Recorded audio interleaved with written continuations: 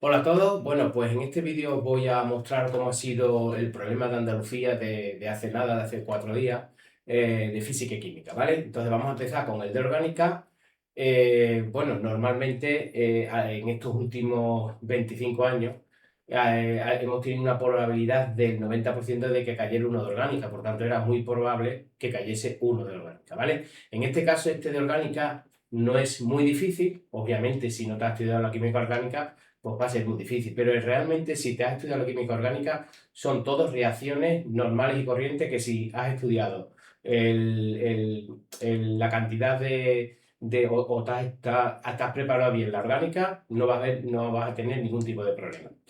El siguiente ejercicio de química, han sido dos de física, dos de química, el siguiente ha sido uno de precipitación, es decir, yo siempre digo que uno de equilibrio siempre cae, ácido base, redox, en fin, de precipitación, en este caso ha caído uno de precipitación y además este ejercicio es prácticamente de segundo de bachillerato, es decir, el apartado A y B son problemas de segundo de bachillerato que se ponen normalmente y el apartado C sería un equilibrio en el cual tenemos un complejo que quita plata del medio y hace que la subida aumente, ¿vale? Por tanto, el que se haya estudiado equilibrio es un ejercicio bastante sencillo, no hay mucha complicación. No te mezcla con el pH, no te mezcla con otras sustancias. Luego ya empezamos con la física. Normalmente yo siempre digo que uno de electromagnetismo cae. En este caso ha caído uno, que es del circuito de corriente alterna. En fin, un circuito de corriente alterna, si vas con el tiempo justo y no estás estudiado el electromagnetismo, estás estudiado campo eléctrico, campo magnético, pues normalmente no te lo estudias. ¿Por qué? Porque solo ha caído una vez en 25 años, hace 2 o 3 años. Pusieron exactamente igual que este, pero en vez del paralelo, en serie. Por tanto, ese yo creo que ha sido el más complicado, entre comillas, porque era un problema que nadie se iba a esperar que saliese. Y ya por último, el tercer ejercicio, que es de relatividad. A la hora de hacer este último año ejercicios de relatividad siempre he dicho lo mismo. Todos los problemas que hemos hecho, que son problemas de otro tipo, de otras comunidades, en fin, de donde haya salido, siempre ponen exactamente lo mismo, las mismas fórmulas. Por tanto, ese problema también estaba prácticamente fácil, porque es solo sustituir y nada más, no había mayor complicación, no había que pensar mucho. Pero como digo, si no te has estudiado ese tema, obviamente se hace muy complicado. Bueno, pues a continuación voy a empezar con el primero de química orgánica, que vaya a ver que es sencillo, son reacciones normales y corrientes. Bueno, os lo leo. Dice un compuesto A de fórmula molecular C4H8O3 soluble en agua y que forma una disolución ácida con papel indicado. Además, A es ópticamente activo. Al calentarse fuertemente A se transforma en un compuesto B de fórmula molecular C4H6O2 que es ópticamente inactivo y de color una disolución de bromo en tetracloruro de carbono. Por otra parte, al oxidarse A con ácido crómico diluido, se obtiene un compuesto C, que da positivo en la reacción del iodoformo y al calentarse se descarboxila para formar un compuesto D de fórmula molecular C3H6. Finalmente, D reacciona con amalgama de zinc y mercurio en presencia de ácido clorhídrico para producir el compuesto E. Y te dice que determine todas las estructuras, sus reacciones y la formulación. Bueno, pues venga, vamos a empezar. Primero, un compuesto A que tiene esa fórmula molecular. Normalmente en ejercicios de orgánica no te dan la fórmula molecular, sino que te dan el tanto por ciento con la composición centesimal y tienes que calcular la fórmula empírica. Una vez que calcule la fórmula empírica, calcula la fórmula molecular a través de otros datos, como por ejemplo la presión osmótica o por ejemplo la disminución de la temperatura de fusión de un disolvente, el agua, el benceno, en fin, para obtener la fórmula molecular y así a partir de la fórmula molecular hacer lo que se llama el número de saturaciones. En este caso os han dado la fórmula molecular, ¿vale? Fijaros que tiene 4 átomos de carbono, ya no está restringiendo mucho y no hay muchas posibilidades de que tenga 4 átomos de carbono y 3 de oxígeno. A partir de todos estos datos se va a sacar fácilmente cuál es el compuesto. Pero bueno, lo primero que hay que hacer es ver el número de insaturaciones. Eso es lo primero que hay que hacer. El número de insaturaciones, acordaros que era 2 veces el número de átomos de carbono. ¿Vale? Lo voy a apuntar aquí, 2 veces el número de átomos de carbono, menos el número de átomos de hidrógeno, más el número de átomos de nitrógeno, menos halógeno, más 2 dividido entre 2. En este caso no hay ni nitrógeno ni halógeno, pues nada, he puesto la fórmula general para cualquier compuesto. Si sustituimos, nos saldría 2 por 4, menos 8, más 2, partido por 2. Y nos sale 1. ¿Qué significa 1? Pues mira, si tiene un único número de saturación, 1 quiere decir que puede ser un doble enlace o un ciclo saturado. Bueno, pues aquí ya podemos descartar un ciclo saturado, porque un ciclo saturado que tenga 4 de carbono, 8 de oxígeno y 8 de hidrógeno y 3 de oxígeno es imposible. Por tanto, esto ya lo descartamos y entonces vemos que puede tener un doble enlace, puede tener una insaturación. Pero claro, 4 de carbono y con 3 de oxígeno, prácticamente ese doble enlace es que dos oxígenos de esos 3 son ácidos. ¿Por qué? Porque luego vemos que es soluble en agua, todos los ácidos son solubles en agua debido al hidrógeno ácido. Luego la disolución es ácida porque dice que te lo indica un papel indicador, por tanto ya tenemos, fijaros, vamos a tener varias posibilidades. Tenemos 4 átomos de carbono, 1, 2, 3 y 4. Ácido tiene que ser este, ¿vale? ¿Qué más? ¿Qué más posibilidades tenemos? Venga, vamos a poner aquí todas las posibilidades. Luego decimos que es ópticamente activo. Ópticamente activo significa que tenemos un carbono quiral. Un carbono quiral quiere decir que los 4 sustituyentes son diferentes. Por tanto, de los 3 oxígenos, 2 son del ácido y 1 tiene que ser de un compuesto en el cual forma un carbono quiral. Luego, fijaros que una vez que caliento ese compuesto, y, como bien pone aquí, lo voy a decir, además A es ópticamente activo, al calentarse fuertemente A, se transforma en un compuesto B, que es ópticamente inactivo y decolora una disolución de bromo. ¿Qué quiere decir eso? Que si decolora una disolución de bromo es una reacción típica de un doble enlace en el cual se añade 2 de bromo, que se llama dihaloerunos vecinales, en el doble enlace. Por tanto, ya tengo clarísimo que cuando un compuesto que tenga un oxígeno y al calentarlo da un doble enlace, quiere decir que es un alqueno, que es un alcohol, porque los alcoholes cuando se calientan se deshidratan y se forma el alqueno correspondiente. Y luego, con una disolución de bromo, que está saliendo un montón de veces en todos los problemas que hemos hecho a lo largo del mes de mayo, es un alcohol y un doble enlace. Por tanto, es un alcohol. ¿Qué posibilidades tenemos que tenga C4, H8 y 3? Pues tenemos este de aquí, ¿vale? O este de aquí, 1, 2, 3 y 4. Vale, o ese o ese. Porque podríamos tener otra posibilidad, fijaros, voy a ponerlo aquí para que veáis las posibilidades. Tendríamos que puede ser un alcohol primario, CH2, CH2, CH2, COH. Podría ser este también, CH3, CH3, COH, ¿vale? ¿Veis? Todos tienen 1, 2, 3, 4 átomos de carbono, 2, 4, 6, 7, 8 y 3 de oxígeno, ¿vale? Todos son fórmulas que tienen la misma fórmula molecular. Este igual, 1, 2, 3, 4, 3, 3, 6, 7 y 8 y 2. Pero ¿qué ocurre? Que aquí está la clave, te está diciendo que es ópticamente activo. Ópticamente activo, este no tiene ningún carbono quiral, por tanto eso lo descartamos, y este tampoco, porque este tendríamos el OH, el COH, COH, el CH3, el CH3, por tanto, tampoco. Así que tenemos o este o este. Luego nos vamos aquí. Dice el compuesto A con ácido crómico. El ácido crómico es un ácido, pero es un ácido oxidante. Un ácido oxidante débil, por decirlo así.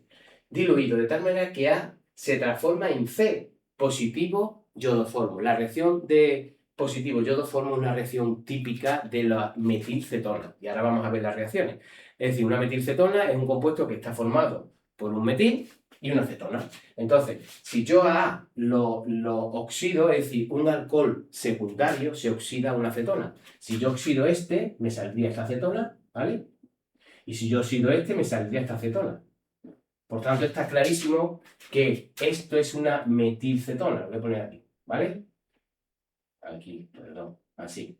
Esto es una metilcetona y dice que da positivo la metilcetona. Por tanto, el compuesto A ya lo tengo clarísimo, ¿vale? Después de toda esta información, que es, vamos a borrar todo esto, el doble enlace del número de saturaciones, me lo confirma de aquí, ¿vale? Del grupo carbonilo del ácido. Bueno, por tanto, el compuesto A, que ya lo tengo clarísimo, que es este. CH3, CHOH, CH2, COOH, ¿vale? Este compuesto es un ácido. Tenemos tenemos el grupo ácido y el grupo hidroxi. Entre los dos, el que tiene más prioridad es el ácido, por eso esto es un ácido. Y en el carbono 1, 2, 3 tenemos un grupo OH que se llama ácido, en el grupo 3 y 3 hidroxi butanoico, ¿vale? Butanoico. But quiere decir 4 átomos de carbono, y oico es un ácido, así que ya tenemos el compuesto A. Venga, vamos a seguir.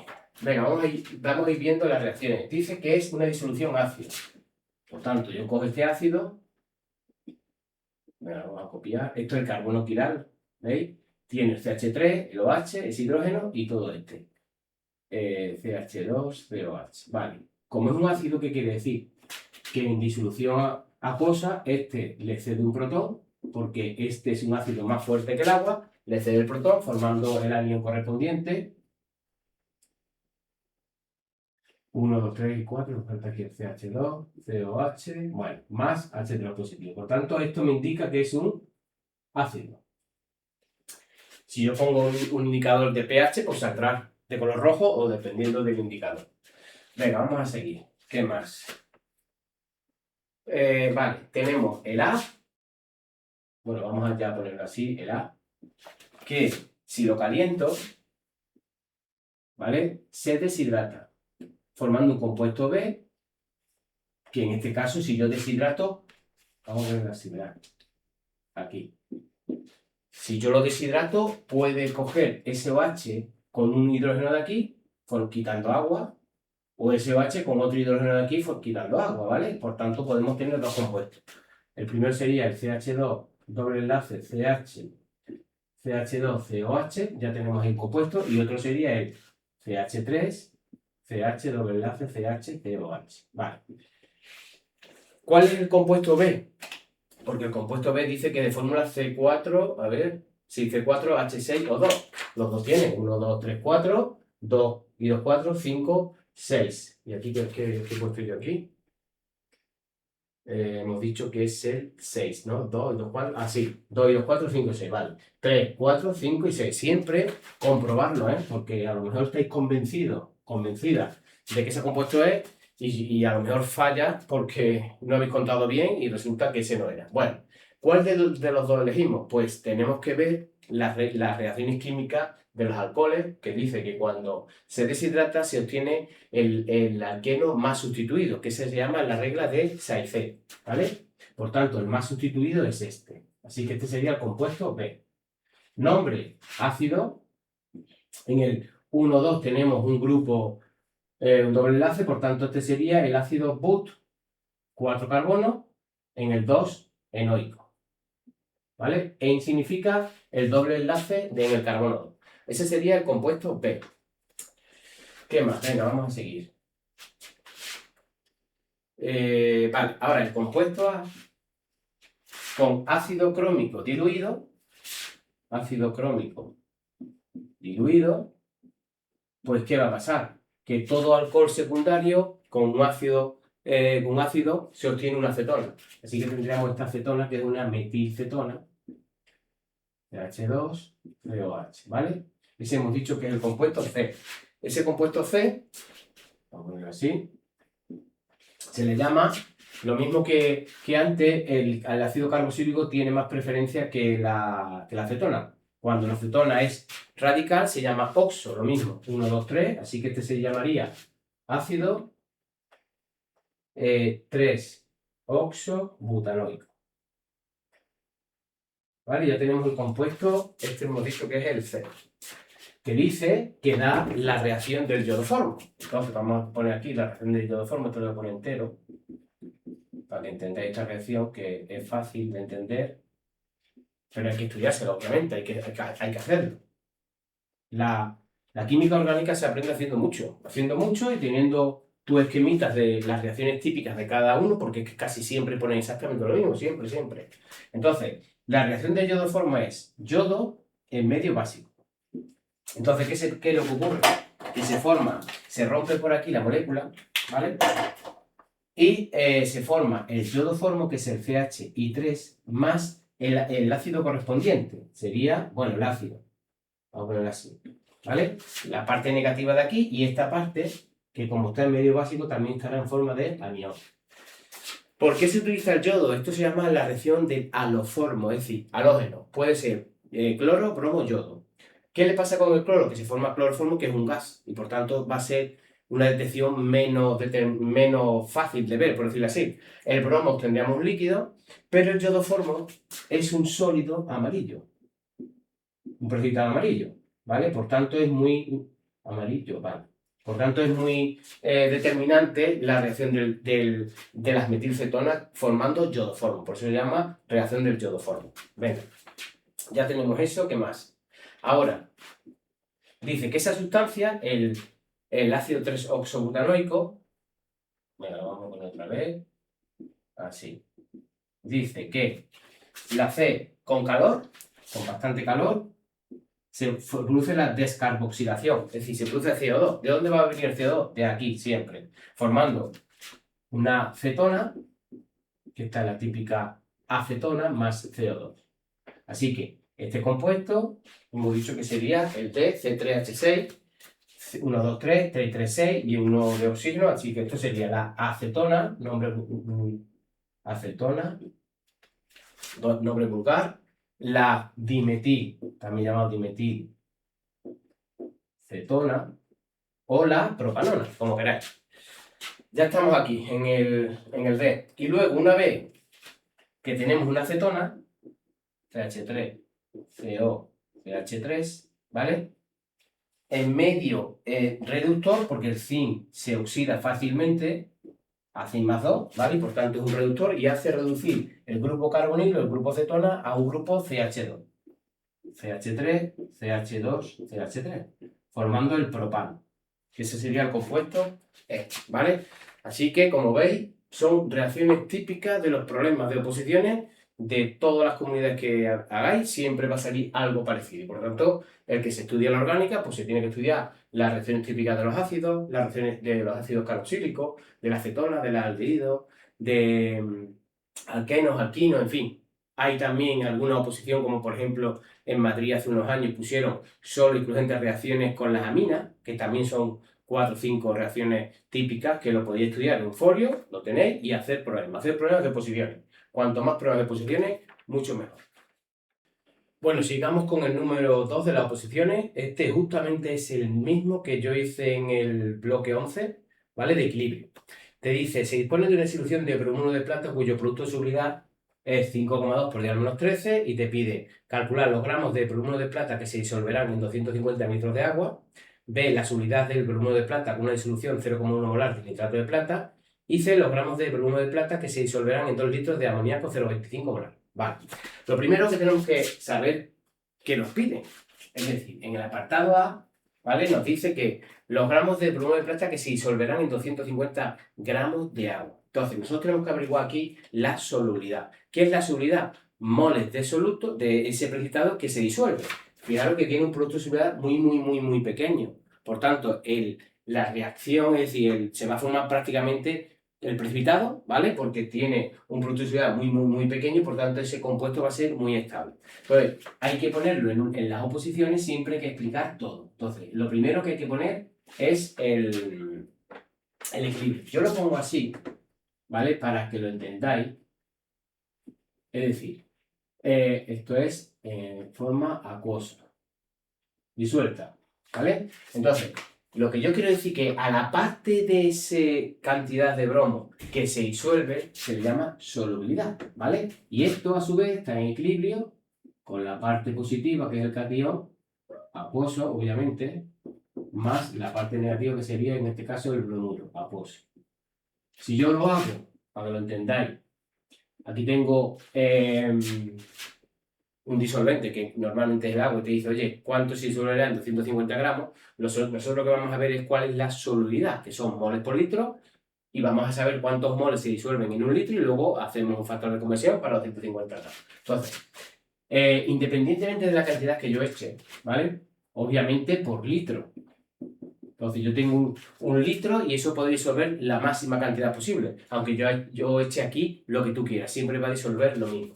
Entonces aquí tendremos AgPr, que es lo que yo digo que está aquí disuelto, que está aquí en forma de sólido, y aquí va a haber pues un equilibrio en el cual voy a tener una parte de aquí disuelta, que es lo que se llama solubilidad. No es que esto exista, esto rápidamente se convierte en plata, por una parte iones de plata y por otra parte bromuro.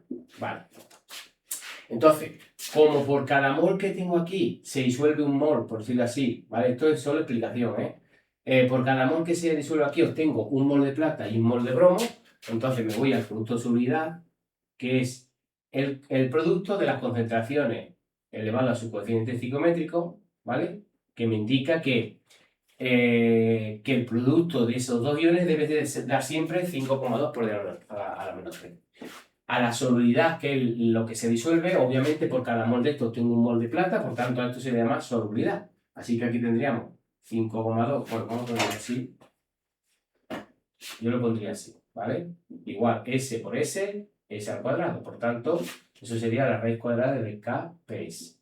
Así que vamos a poner aquí en el apartado A, si yo hago esa cuenta, me sale una solubilidad de 7,2, fijaros 7,2. Como me están cogiendo aquí una décima, pues yo pondría, lo ajustaría ahí a la décima. Por 10 elevado a la menos 7 mol por litro, ¿vale? Eso es la solubilidad, eso es la cantidad de sal que se disuelve, que coincide obviamente con la concentración de plata y con la concentración de bromo. Muchas veces te dice, oye, ¿me podrías averiguar cuál es la concentración de bromuro o cuál es la concentración de plata? Justamente la solubilidad.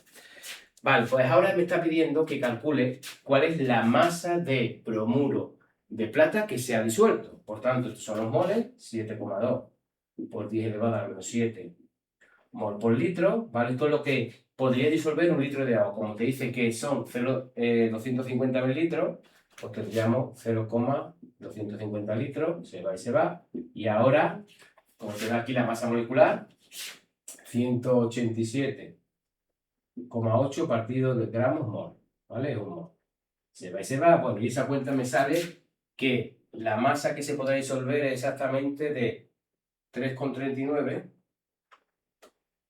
por 10 elevado a la menos 5 gramos, ¿vale? Eso es la cantidad de bromuro de plata, ¿vale? Que se disolverán en 250 gramos de agua. Es decir, si yo aquí he hecho 1 kilo, por ejemplo, pues podrá disolver eso, porque es en 250. Si yo he hecho 10 gramos, pues también saldrá lo mismo. Si yo he hecho 5 gramos, exactamente igual.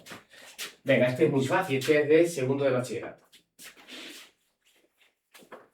Bueno, vamos a dejar aquí. El apartado B. Me dice que la solubilidad del bromuro de plata es una disolución de 0,1 molar de AgNO3. ¿Vale? Esto se llama efecto ion común. AgNO3, como no te dice nada, esto es una sal que en agua se disuelve totalmente, porque al no decirte nada, es soluble. Tendremos disolución plata más nitrato.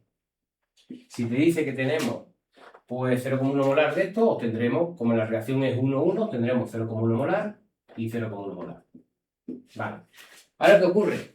Que si yo al equilibrio de aquí se le estoy añadiendo 0,1, o mejor dicho, si en una disolución en la cual tengo 0,1 molar de plata añado bromo, ¿qué pasará? Que obviamente la solubilidad ya no será de 10 elevado a menos 7, será menor. ¿Por qué? Porque el efecto de ion común hace que el equilibrio se desplace en sentido contrario. Eso lo dijo Le Chatelier.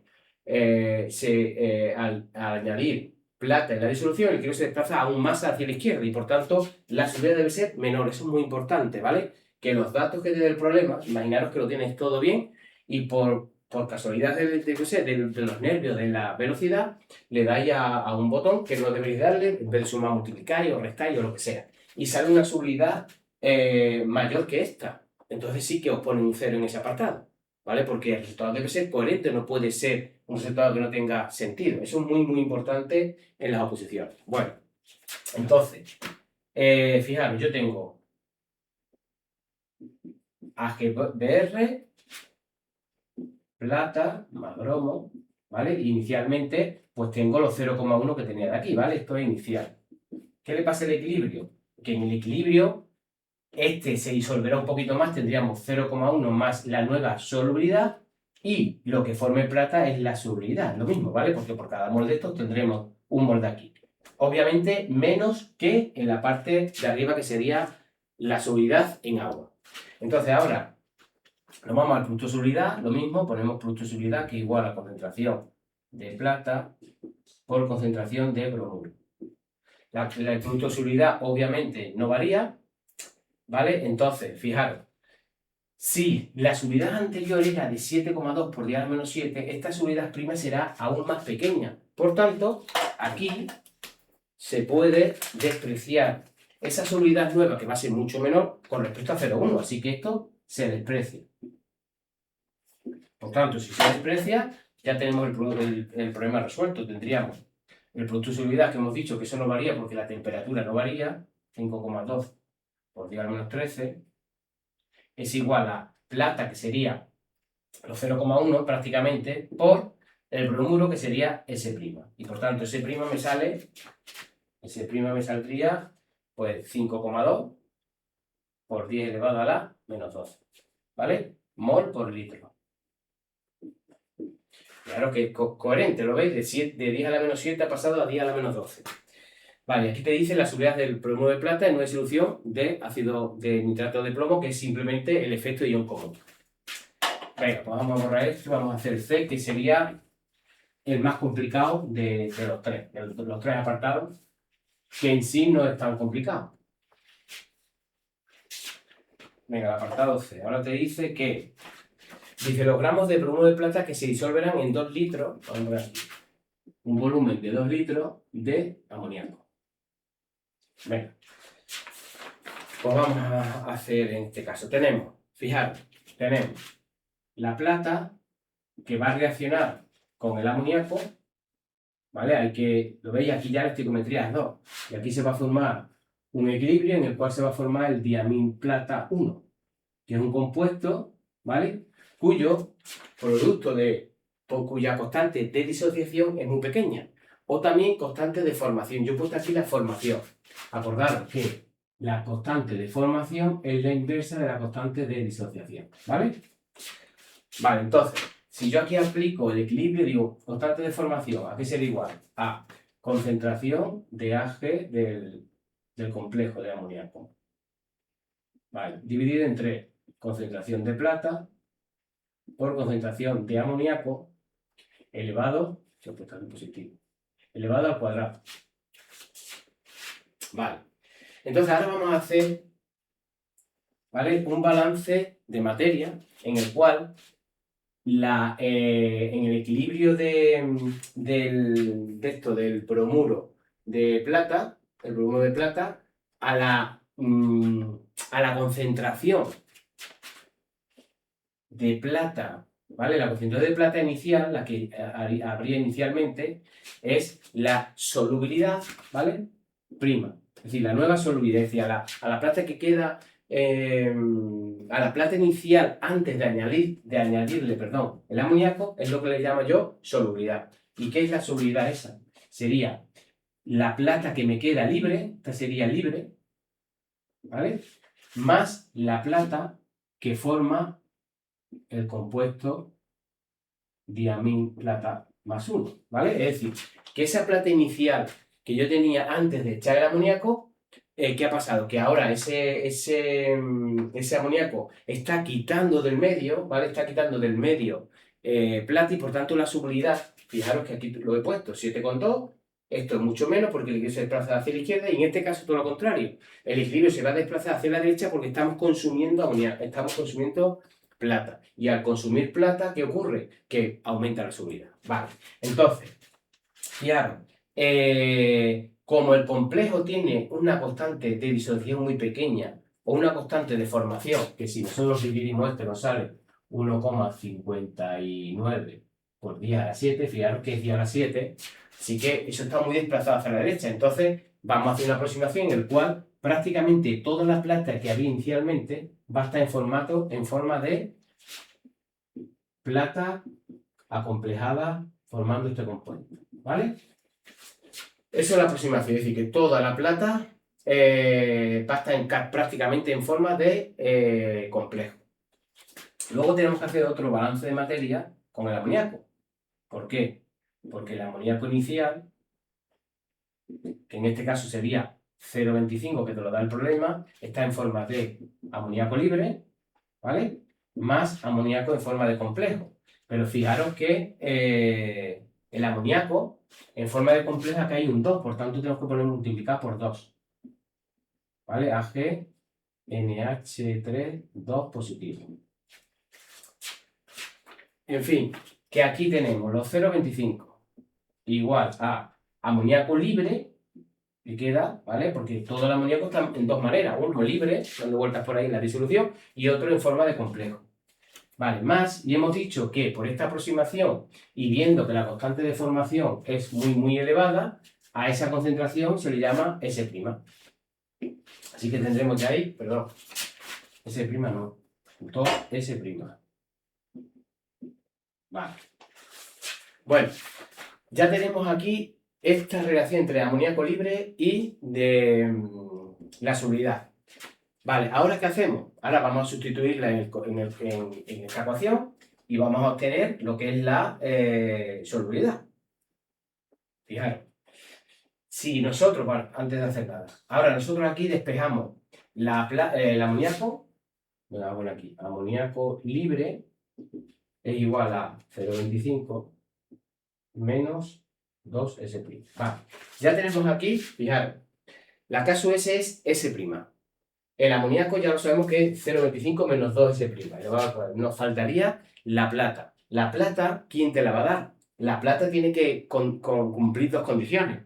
Esta y también tiene que cumplir el producto de solubilidad. Es decir, el producto de solubilidad, K sub PS, hemos dicho que es igual a la plata libre por hemos dicho que era el bromuro. Vale. Obviamente el bromuro coincide con la concentración del diamín porque es la subida, es lo máximo que vamos a tener. Así que la plata libre que está disuelta en la disolución sería K sub PS, que en este caso es 5,2 por 10 a la menos 13, dividido entre el bromuro que es S'. ¿Vale? Así que ya tenemos, por una parte, el balance de materia de la plata. Y como se forma ese compuesto tan estable, prácticamente toda la plata está en forma de diamín. El amoníaco inicial, 0,25, está en forma de amoníaco libre y amoníaco en forma de complejo. Entonces, combinando las dos, 0,25, esto es igual a 2S', despejamos el amoníaco y lo sustituimos aquí. Este ya lo tengo y este lo tengo por aquí. Así que KF hemos dicho que vale 1,59 por 10 elevado a la 7.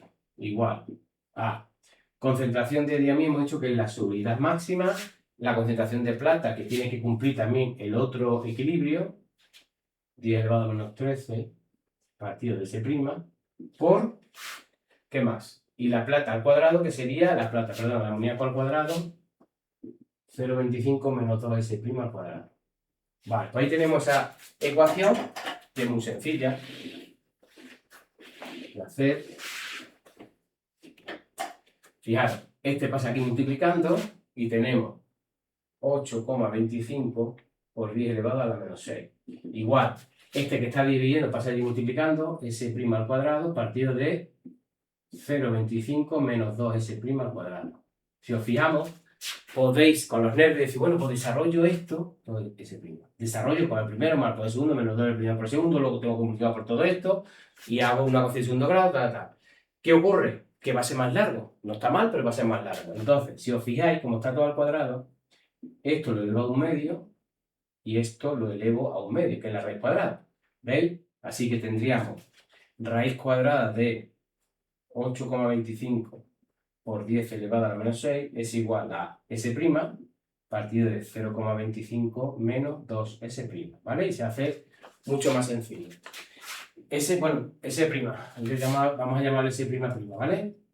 Simplemente para diferenciar uno de otro. Y esto sale, S' sale 7,14 por 10 elevado a la menos 4, mol por litro.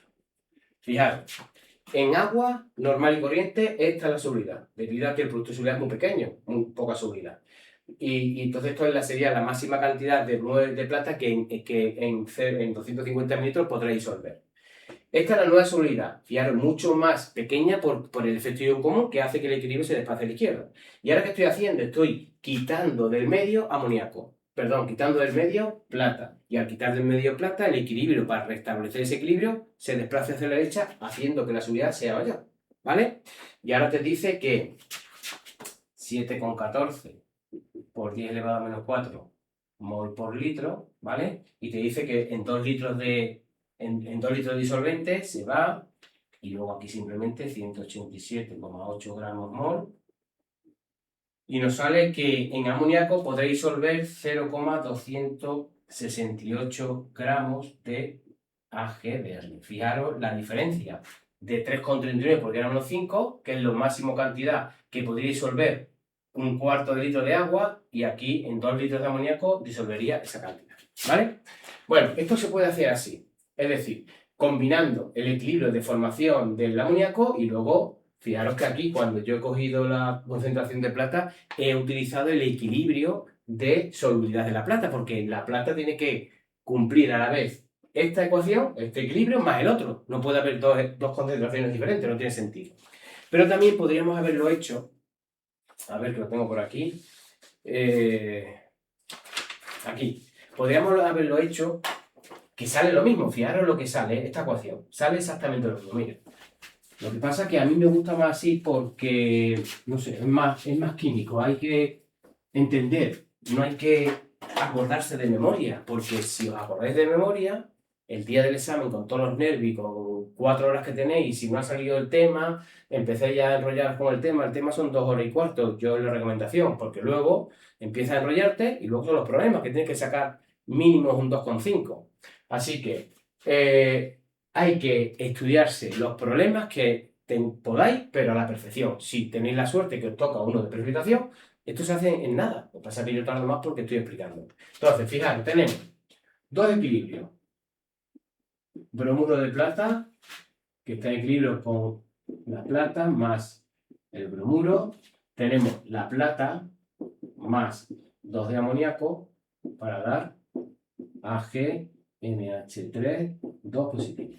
Si yo sumo estos dos, las platas se me van y me sale AgBr sólido más 2 de amoníaco para dar bromuro más AgNH3, 2 positivo. Vale. Esto es flujo de solubilidad. Esto es la Kf, que es 1 partido de la Kd, ¿vale? De disociación. Y para obtener esto, yo lo que hago es, bueno, si ahora cogemos la constante de este equilibrio, vamos a llamarlo caso E, sería concentración de bromuro, concentración de AgNH3, 2, esto, dividido entre amoníaco, perdón, en amoníaco elevado al cuadrado. Obviamente los sólidos no se ponen. Vale. Entonces esa constante de equilibrio no la tengo. Podríamos hacerlo así y decir, bueno, esa constante, ¿cómo la calculo? Pues multiplicando esta por esta. Así que si multiplicamos K sub PS por K sub F, ¿vale? Si yo multiplico K sub P, que sería Ag por bromo, y esta, que es la constante de formación, que sería, bueno, concentración de Ag NH3, 2 positivo, dividido entre plata, amoníaco al cuadrado, ¿vale? Si yo multiplico K sub PS por K sub F, me sale esto de aquí, por eso sale ese producto, ¿vale? Entonces ahora ¿qué pasa? Ya tenemos ese producto que saldría, si yo multiplico, me sale 8,25 por 10 elevado a menos 6, y ahora digo, venga, ¿qué es el bromuro? El bromuro, como ese ion no reacciona, o ese anión no reacciona con nada, son la máxima solubilidad, ¿vale? La concentración de bromuro coincide con la máxima solubilidad, porque la plata ya no está en forma de plata libre, sino está en forma de complejo. ¿Qué más? También, fijaros que por cada mol de esto obtengo uno de bromo y uno de plata. Entonces esto también se llama solubilidad. Vamos a llamarlo solubilidad prima prima por solubilidad prima prima. Y ahora, de amoníaco, ¿qué tendríamos? Tendríamos los 0,25, ¿vale? Iniciales, los 0,25 iniciales, menos lo que se disocia. Aquí se disocia por cada mol de esto, se disocian 2. 2S prima prima. y obtenemos la misma ecuación que de la forma anterior, ¿vale? Y sale, obviamente, la misma solvida. Obviamente este es más rápido, más sencillo, pero para mí el otro es más intuitivo, más químico, más de entender, ¿vale? Y por eso yo os he querido hacerlo de las dos maneras posibles. Bueno, seguimos con el número 3, que vaya a ver que esto se hace en 5 minutos, siempre y cuando sepáis esa formulita que, como he dicho, siempre son las mismas y no os van a preguntar nada más, excepto en algún otro problema que es el típico que cae muchas veces en muchas oposiciones, que mezclan campo eléctrico, campo magnético y además relatividad. Simplemente tenéis que averiguar pues, el coeficiente de Lorentz y ver si ese coeficiente de Lorentz se puede despreciar o no se puede despreciar. Bueno, se acerca a 1 o no se acerca a 1, ¿vale? Porque si se acerca a 1, pues no tendremos que tener en cuenta la relatividad y se acabó, ¿vale? Pero que es muy sencillo. Fijaros que esto está, bueno, facilísimo. Fijaros. Dice, los protones son partículas subatómicas con carga eléctrica positiva que forman parte del núcleo de los átomos, desempeñan un papel fundamental en aplicaciones científicas y médicas, como la resonancia magnética nuclear y la terapia de protones utilizada en el tratamiento del cáncer. Y te dice, la masa de reposo de un protón es de 1,67 por 10 a la menos 27 kilos. Y te dice, calcula la energía en reposo en julio en megaelectronvoltios, la energía total de los protones con una cantidad de movimiento de 1102,1 megaelectronvoltios y la velocidad de la energía cinética de los protones. Esto es muy fácil. Venga. Vamos a ver, dice que calculen la energía en reposo en julio en megaelectronvoltios. La energía en reposo se define como m sub 0 c cuadrado. Por tanto, como la masa en reposo del protón son 1,67, esto es así, ¿eh? 1,67 por 10 elevado a menos 27 kilos por 3 por 10 elevado a la 8 al cuadrado, pues eso sale 1,503 por 10 elevado a menos 10 julio. Ya está. Ahora, la energía en megaelectronvoltios, pues 1,503 por 10 elevado a menos 10 julio. Sabemos que, te lo dice aquí, 1,6 por 10 a la menos 19 julios es un electronvoltio por un megaelectronvoltio equivale a 1 por 10 elevado a la 6 electronvoltios. Se va, se va, se va, se va. Bueno, y eso sale 939,4 megaelectronvoltios. Ya está. Esto es el problema, el apartado A. Y ahora, el apartado B. La energía total de los protones con una cantidad de movimiento de 1102,1 megaelectronvoltios partido de C. Hay una formulita que te relaciona la energía total, ¿vale? Porque la energía total es la suma de la energía cinética más la energía de reposo, que te dice la cantidad de movimiento. Voy a ponerlo bien. Vale, te dice que la energía total es igual a raíz cuadrada de E sub 0 al cuadrado más P al cuadrado, C al cuadrado. Lo tenemos todo lo tenemos. Entonces, ponemos aquí, lo vamos a dejar en megaelectronvoltios, porque dice la energía total de protones con una cantidad de tal. Como no dice nada, pues lo vamos a dejar en megaelectronvoltios, porque es energía.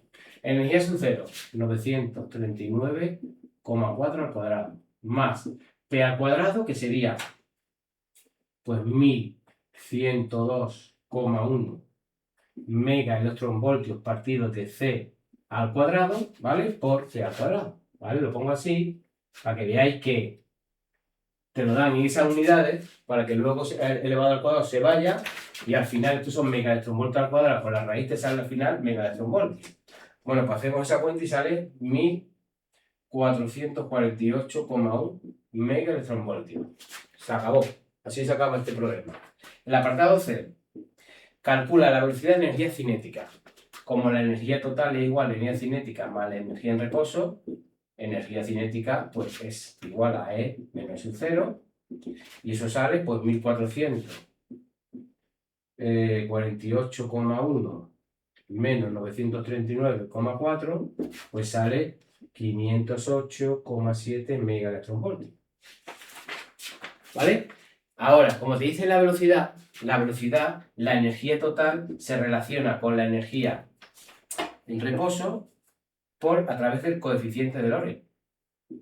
¿Vale? Así que con esto y el coeficiente de Lorentz, acordaros que era 1 partido, que es otra formulita que hay que estudiarse para la relatividad, raíz cuadrada de 1 menos v cuadrado partido c cuadrado. Así que con este dato obtenemos el coeficiente de Lorentz, que es la relación entre E partido su 0, que eso me sale 1,54. De aquí despejo la velocidad, que sale c, ¿vale? Esto es matemática, c por la raíz cuadrada de 1 menos 1 partido de gamma al cuadrado. Sustituimos todo y nos sale 2,28, ¿vale? Por 10 elevado a la 8 metros por segundo. Entonces, fijaros, no tardas ni 5 minutos si sabes la formulita. Son 2,5 puntos. Y luego, también, como digo siempre, hay que ver los datos. Si tú has hecho muchos problemas, te vas a dar cuenta que cuando se tiene en cuenta la velocidad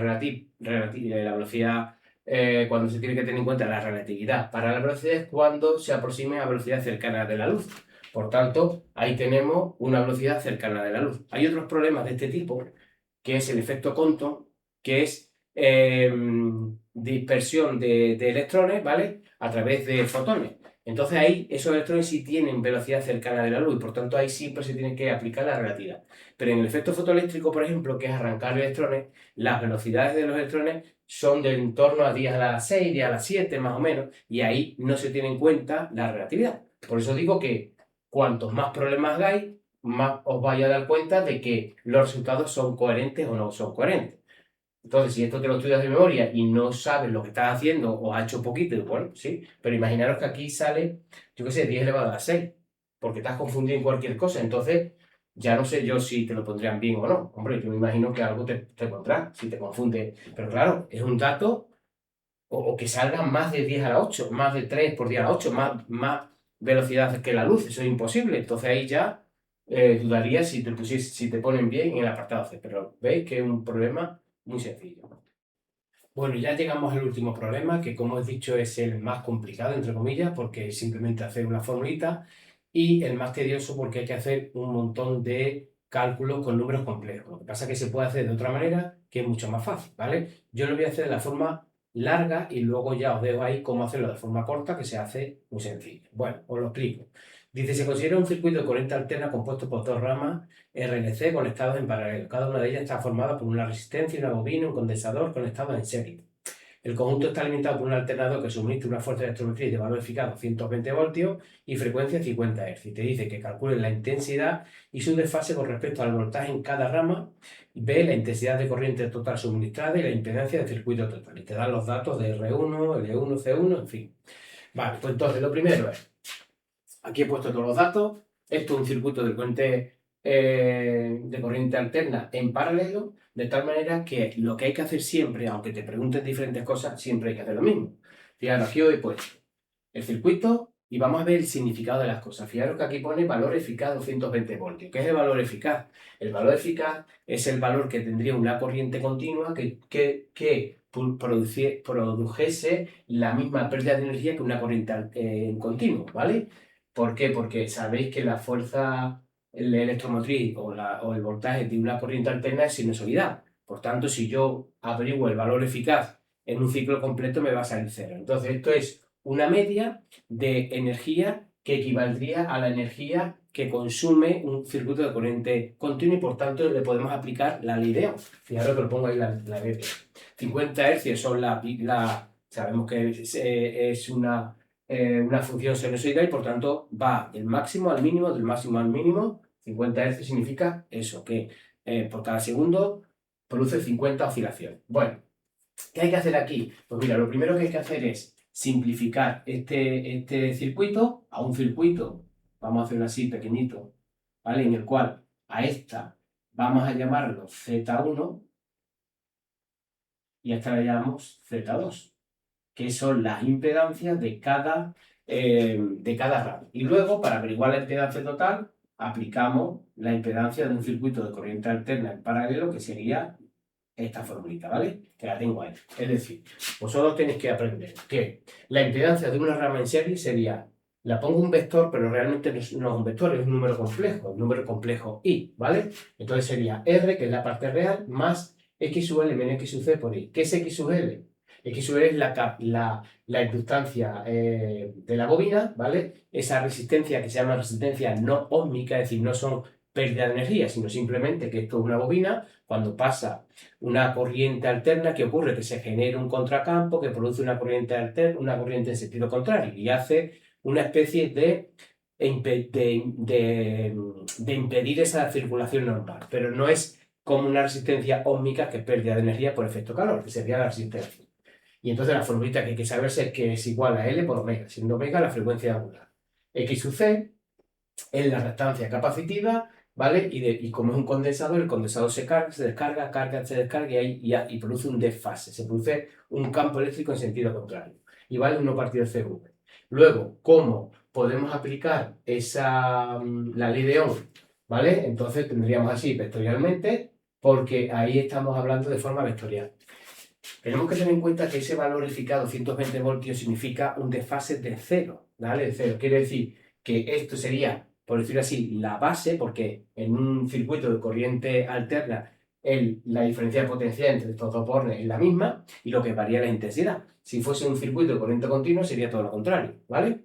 Bueno, eso sería z, el módulo de z sería la raíz cuadrada del r al cuadrado de x sub l de x sub c. Esto es desfase, simplemente es esto dividido entre esto. ¿Por qué?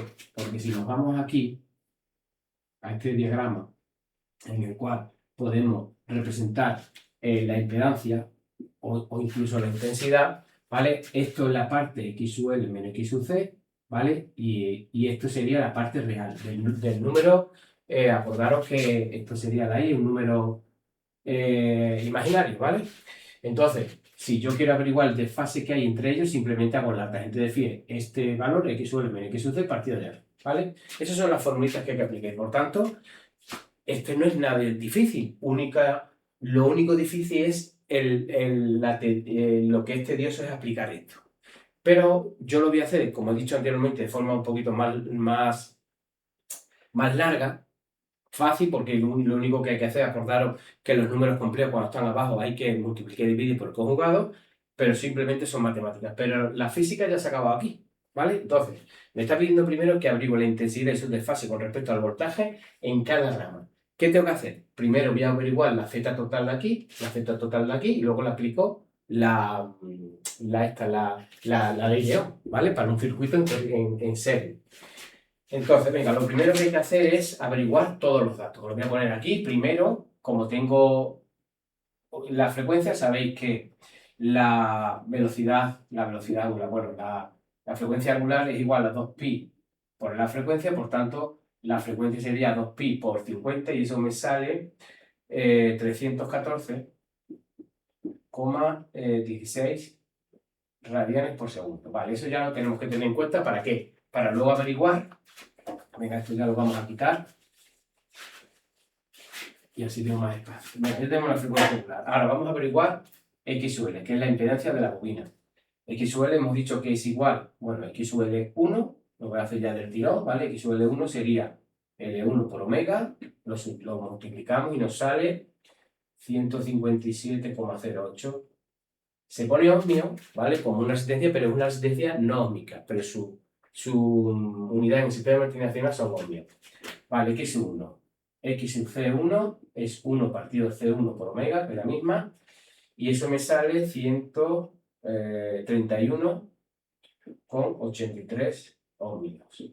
Vamos a hacer lo mismo, X sub L2, para hacerlo ya del tirón, que sería lo mismo y me sale 188,5 ohmios, y X sub C2, de la rama 2, lo mismo, 53. Vale. Una vez que tenemos esto, ya es muy sencillo, fijaros. Z1, que vamos a sustituir todo eso por una impedancia Z1, que sería la parte real, que son R1, que son 100, más la parte imaginaria, que sería X sub L menos X sub C, simplemente. Y eso saldría 125,25, acordaros, y ohmio, que os quitan puntos por las unidades. Vale, ahora Z2.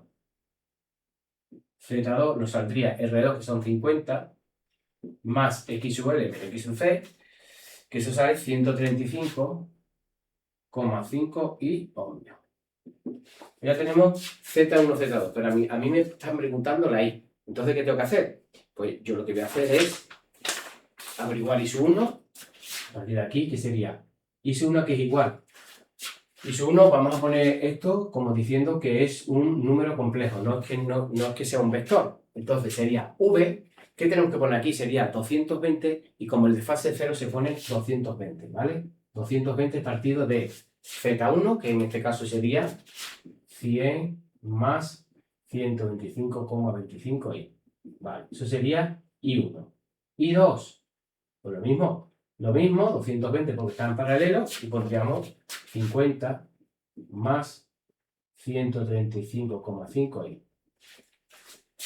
Vale, ahora ¿qué hay que hacer? Que esto es lo más difícil, la matemática, es hacer eso. ¿Cómo se quita un número complejo en una división? Pues entonces lo que tenemos que hacer es, voy a hacerlo con 1, ¿vale? Sería multiplicar y dividir por el conjugado, ¿vale? El conjugado era exactamente lo mismo, pero cambiando de signo.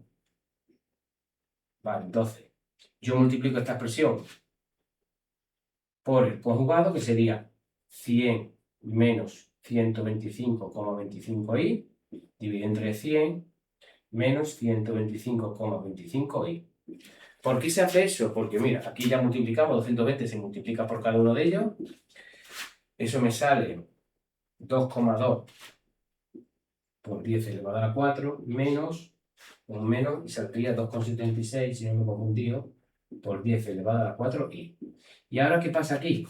Suma por diferencia de cuadrado sería 100 al cuadrado, lo voy a dejar expresado. 100 al cuadrado más 125,25 al cuadrado por i al cuadrado. Y entonces os tenéis que acordar que i al cuadrado igual a menos 1. Esto menos 1. Acordaros que i era la raíz cuadrada de menos 1. Por tanto, i al cuadrado sería menos 1, ¿vale? Bueno, y ahora, una vez que tengamos esto es un numerito, una vez que tengamos este numerito lo dividimos y nos sale que i1, voy a poner aquí, el apartado A, i1 sale 0,856 menos 1,074 y amperio, acordad. Y su 2 exactamente igual, ¿vale? Entonces no se lo medio para hacerlo, y su 2 saldría, y su 2, ¿dónde está el su 2? Vale, 0,527 menos 1,43 y amperio. Vale, ya tenemos ahí las intensidades, que hemos dicho que sustituimos todo eso en serie por la Z1, Z2 y luego utilizamos la ley de Ohm simplemente para ponerlo. Venga, vamos.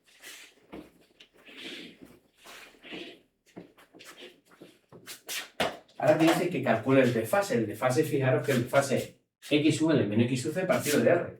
Esto es x sub l menos x sub c, por tanto, si yo hago aquí tangente del desfase sería menos 1,074 partido de la parte real, 0,856, ¿vale? Lo voy a poner aquí abajo. El desfase phi1, que es el arco tangente de ese valor, me sale menos 51,4 grados, y phi sub 2 hacemos exactamente lo mismo, y sale phi sub 2 está menos 69,7. ¿Qué significa el signo negativo?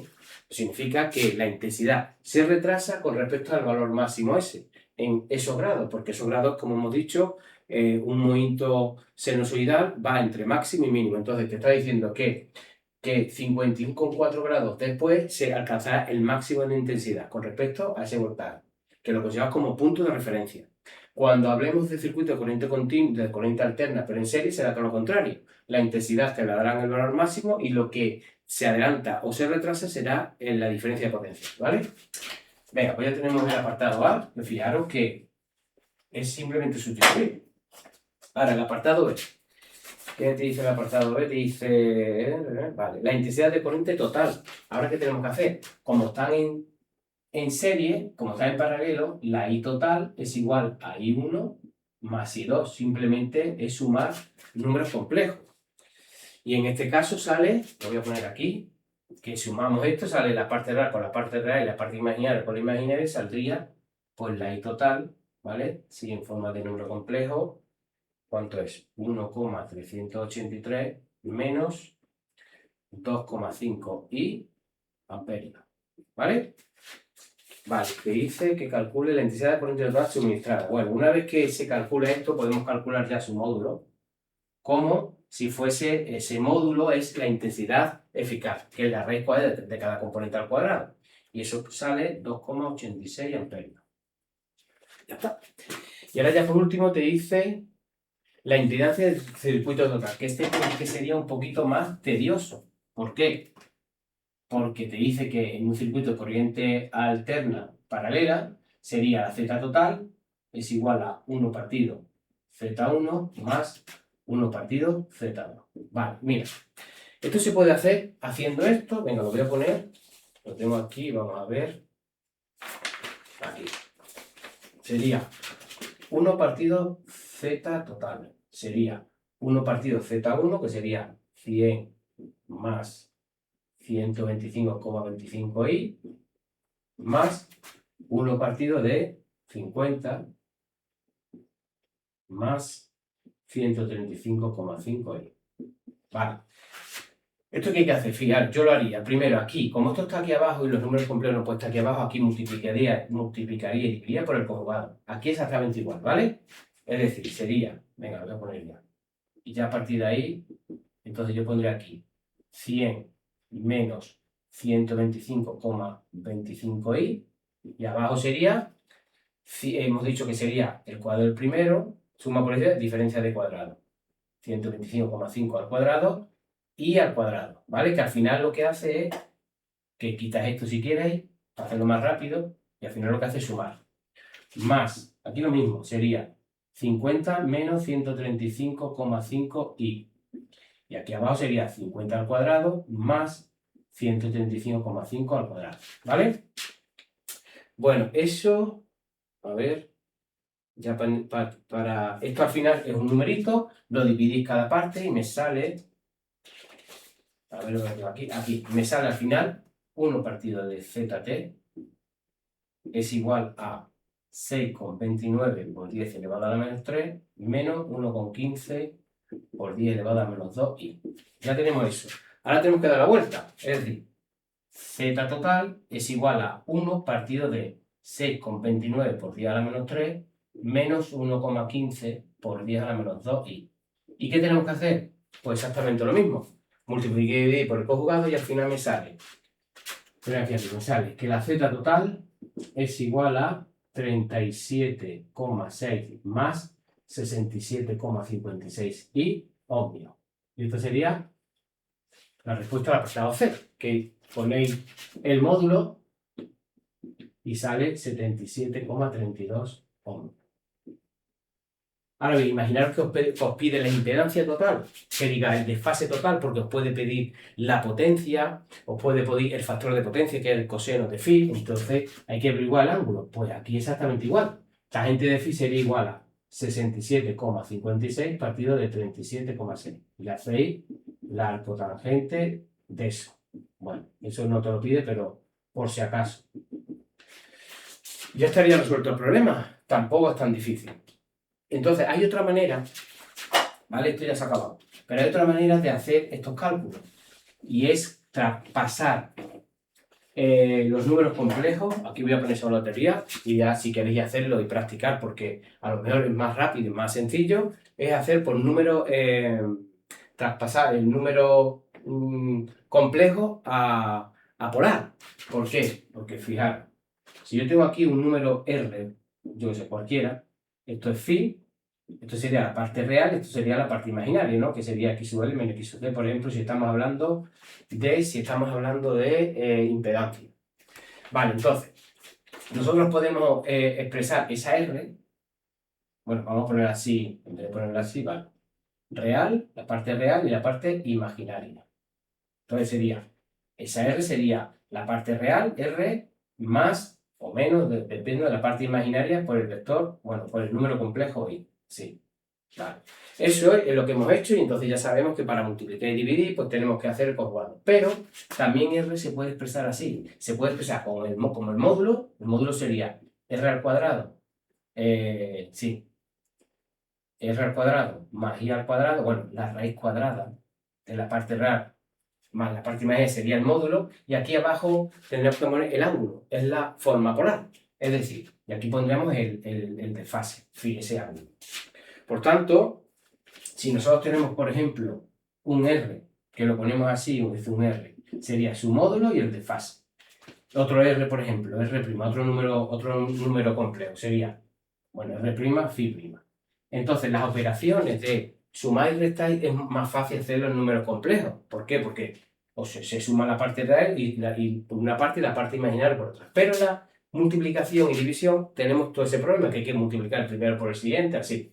Pero si lo hacemos de esta manera, R por R', aquí es igual. Pues R por R' sería R phi por R' phi. Es decir, que sería multiplicamos los módulos y sumamos las diferencias sumamos el desfase. Y si dividimos, R dividido entre R' sería igual a R phi dividido entre R' phi', esto es phi'. Y entonces, ¿qué se hace? Pues dividir los módulos, R dividido entre R' y se restan los ángulos de fase. ¿Vale?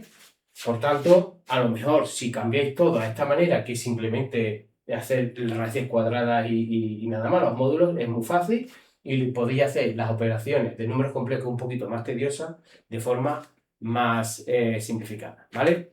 Así que este sería el examen de Andalucía 2026, que bueno, en un principio de los 4 problemas, 2 eran muy fáciles, obviamente dependiendo si te lo sabes o no, pero veis que sabiendo y haciendo o entendiendo un poquito estos problemas no haría falta estudiarse, por ejemplo, el tema 24.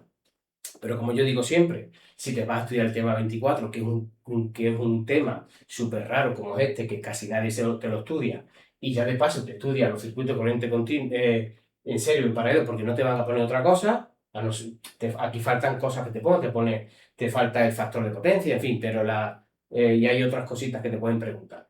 Pero en general no es tan difícil, ¿vale? Entonces yo ya que me estudio estos problemas, me estudio el tema, y además uno de física.